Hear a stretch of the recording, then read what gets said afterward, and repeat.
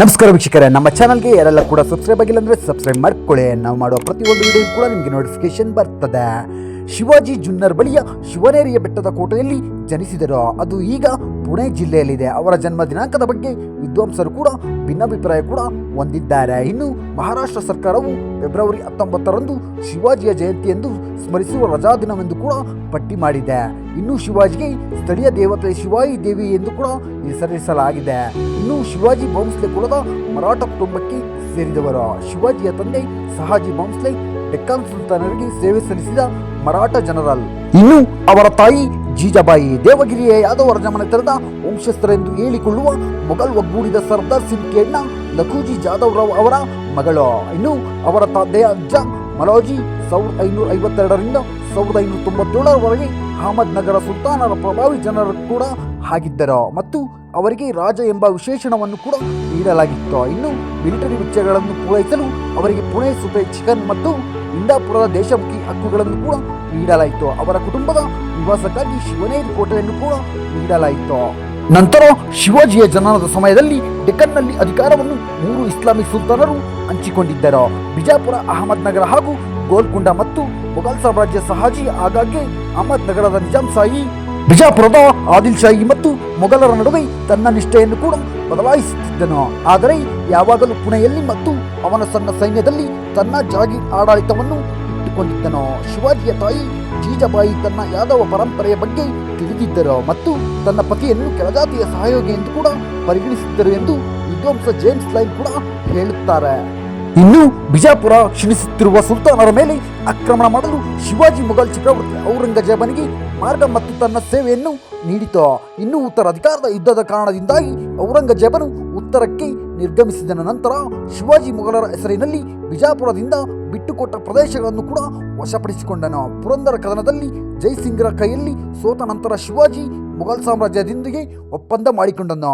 ಇನ್ನು ಮೊಘಲ್ ಮುಖ್ಯಸ್ಥನ ಪಾತ್ರವನ್ನು ಕೂಡ ವಹಿಸಿಕೊಂಡನು. ಈ ಸಮಯದಲ್ಲಿ ಶಿವಾಜಿ ಮೊಘಲ್ ಚಕ್ರವರ್ತಿ ಔರಂಗಜೇಬನಿಗೆ ತನ್ನ ಕಾರ್ಯಗಳಿಗಾಗಿ ಕ್ಷಮೆಯಾಚಿಸುತ್ತಾ ಪತ್ರಗಳ ಸರಣಿಯನ್ನು ಕೂಡ ಬರೆದನು ಮತ್ತು ಅವನ ಸೇವೆಗಳಿಗಾಗಿ ಹೆಚ್ಚುವರಿ ಗೌರವಗಳನ್ನು ಕೂಡ ಕೋರಿದನು. ನಂತರ ಚಕ್ರವರ್ತಿ ಅವನಿಗೆ ರಾಜ ಎಂಬ ಬಿರುದನ್ನು ಕೂಡ ನೀಡಿದನು. ಅವರು ಮೊಘಲ್ ಸಾಮ್ರಾಜ್ಯದ ಪರವಾಗಿ ಸ್ವಲ್ಪ ಸಮಯದವರೆಗೆ ಮಿಲಿಟರಿ ದಂಡಯಾತ್ರೆಗಳನ್ನು ಕೈಗೊಂಡರು. ಇನ್ನು 1674ರಲ್ಲಿ ಸ್ಥಳೀಯ ಬ್ರಾಹ್ಮಣರ ವಿರೋಧದ ಹೊರತಾಗಿಯೂ ಶಿವಾಜಿಯನ್ನು ರಾಜನನ್ನಾಗಿ ಪಟ್ಟಾಭಿಷೇಕ ಕೂಡ ಮಾಡಲಾಯಿತು. ಇನ್ನು ಶಿವಾಜಿ ತನ್ನ ಆಡಳಿತ ಮತ್ತು ಸಶಸ್ತ್ರ ಪಡೆಗಳಲ್ಲಿ ಮುಸ್ಲಿಮರು ಮತ್ತು ಯುರೋಪಿಯನ್ನರು ಸೇರಿದಂತೆ ಎಲ್ಲಾ ಜಾತಿ ಮತ್ತು ಧರ್ಮಗಳ ಜನರನ್ನು ಕೂಡ ನೇಮಿಸಿಕೊಂಡನು. ತನ್ನ ಜೀವನದುದ್ದಕ್ಕೂ ಶಿವಾಜಿ ಮೊಘಲ್ ಸಾಮ್ರಾಜ್ಯ, ಗೋಲ್ಕುಂಡ ಸುಲ್ತಾನರು, ಬಿಜಾಪುರ ಸುಲ್ತಾನರು ಮತ್ತು ಯುರೋಪಿಯನ್ ವಸಾಹತುಶಾಹಿ ಶಕ್ತಿಗಳೊಂದಿಗೆ ಮೈತ್ರಿ ಮತ್ತು ಅಗೆತನ ಎರಡರಲ್ಲೂ ಕೂಡ ತೊಡಗಿಸಿಕೊಂಡಿದ್ದರು. ಶಿವಾಜಿಯ ಮಿಲಿಟರಿ ಪಡೆಗಳು ಮರಾಠ ಪ್ರಭಾವದ ವಲಯವನ್ನು ವಿಸ್ತರಿಸಿದವು, ಕೋಟೆಗಳನ್ನು ವಶಪಡಿಸಿಕೊಂಡವು ಮತ್ತು ನಿರ್ಮಿಸಿದವು ಮತ್ತು ಮರಾಠ ನೌಕಾಪಡೆಯನ್ನು ಕೂಡ ರಚಿಸಿದವು. ಶಿವಾಜಿಯ ಮರಣದ ಸುಮಾರು 2 ಶತಮಾನಗಳ ನಂತರ ಜ್ಯೋತಿರಾವ್ ಫುಲೆ ಅವರು ಶಿವಾಜಿಯ ಪರಂಪರೆಯನ್ನು ಪುನರುಜ್ಜೀವನಗೊಳಿಸಿದರು. ನಂತರ ಬಾಲ ಗಂಗಾಧರ ತಿಲಕ್ ಅವರಂತಹ ಭಾರತೀಯ ರಾಷ್ಟ್ರೀಯವಾದಿಗಳಿಂದ ಅವರು ವೈಭವೀಕರಿಸಲ್ಪಟ್ಟರು ಮತ್ತು ಹಿಂದುತ್ವ ಕಾರ್ಯಕರ್ತರು ಅವರನ್ನು ಸ್ವಾಧೀನಪಡಿಸಿಕೊಂಡರು.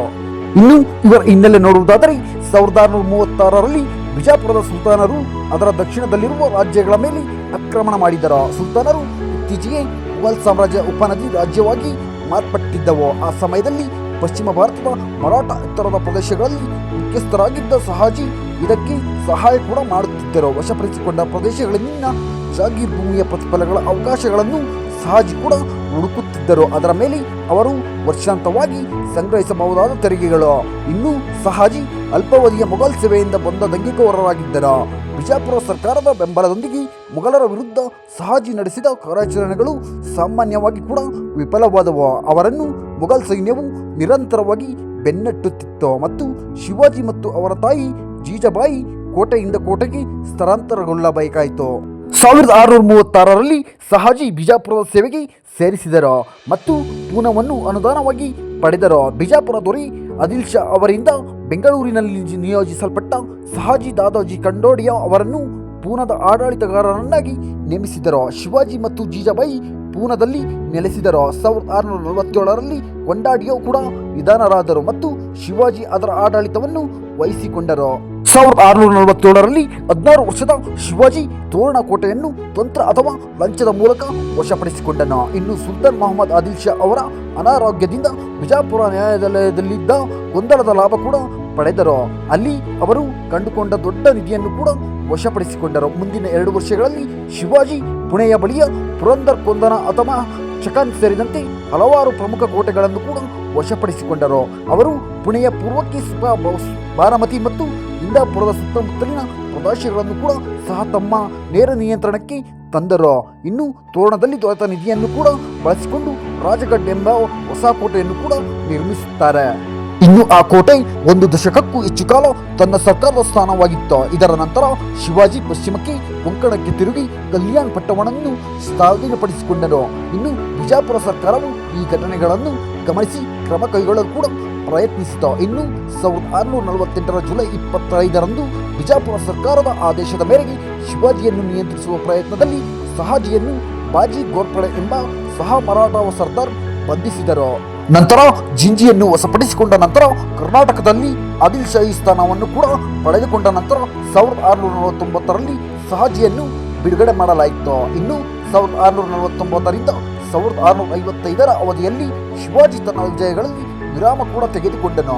ತನ್ನ ಲಾಭಗಳನ್ನು ಸದ್ದಿಲ್ಲದೆ ಬಲಪಡಿಸಿಕೊಂಡನು. ತನ್ನ ತಂದೆಯ ಬಿಡುಗಡೆಯ ನಂತರ ಶಿವಾಜಿ ಮತ್ತೆ ದಾಳಿಯನ್ನು ಪುನರಾರಂಭಿಸಿದನು ಮತ್ತು 1656ರಲ್ಲಿ ವಿವಾದಾತ್ಮಕ ಸಂದರ್ಭಗಳಲ್ಲಿ ಬಿಜಾಪುರದ ಸಹ ಮರಾಠ ಸಾಮಂತ ಚಂದ್ರರಾವ್ ಮೌರ್ಯಯನ್ನು ಮುಗಿಸಿ ಇಂದಿನ ಮಹಾಬಲೇಶ್ವರದ ಗಿರಿಧಾಮದ ಬಳಿಯ ಜವಾಲಿ ಕಣಿವೆಯನ್ನು ವಶಪಡಿಸಿಕೊಂಡನು. ಇನ್ನು ಜವಾಲಿಯ ವಿಜಯವು ಶಿವಾಜಿಗೆ ತನ್ನ ದಾಳಿಗಳನ್ನು ದಕ್ಷಿಣ ಮತ್ತು ನೈಋತ್ಯ ಮಹಾರಾಷ್ಟ್ರಕ್ಕೆ ವಿಸ್ತರಿಸಲು ಅವಕಾಶ ಕೂಡ ಮಾಡಿಕೊಟ್ಟಿತ್ತು. ಭೋಂಸ್ಲೆ ಮತ್ತು ಮೋರ್ ಕುಟುಂಬಗಳ ಜೊತೆಗೆ ಸಾವಂತವಾಡಿಯ ಸಾವಂತ್ ಮುದಾಳದ ಗೋರ್ಪಡೆ, ಪಲ್ಟನ್ನ ನಿಂಬಾಳ್ಕರ್, ಶಿರ್ಕೆ ನಿಮ್ಸೋಡ್ನ ಗರ್ಗೆ ಮಾನೆ ಮತ್ತು ಮೋಹಿತೆ ಸೇರಿದಂತೆ ಅನೇಕರು ಬಿಜಾಪುರದ ಆದಿಲ್ ಶಾಹಿಗೆ ಸೇವೆ ಸಲ್ಲಿಸಿದರು. ಹಲವಾರು ದೇಶಮುಖಿ ಹಕ್ಕುಗಳನ್ನು ಕೂಡ ಹೊಂದಿದ್ದರು. ಈ ಪ್ರಬಲ ಕುಟುಂಬಗಳನ್ನು ನಿಗ್ರಹಿಸಲು ಶಿವಾಜಿ ವಿಭಿನ್ನ ತಂತ್ರಗಳನ್ನು ಅಳವಡಿಸಿಕೊಂಡನು. ಉದಾಹರಣೆಗೆ ವೈವಾಹಿಕ ಮೈತ್ರಿಗಳನ್ನು ರೂಪಿಸುವುದು, ದೇಶಮುಖರನ್ನು ಬೈಪಾಸ್ ಮಾಡಿಕೊಳ್ಳಲು ಹಳ್ಳಿಯ ಪಟೇಲರೊಂದಿಗೆ ನೇರವಾಗಿ ವ್ಯವಹರಿಸುವುದು ಅಥವಾ ಬಲವಂತವಾಗಿ ಅವರನ್ನು ನಿಗ್ರಹಿಸುವುದು.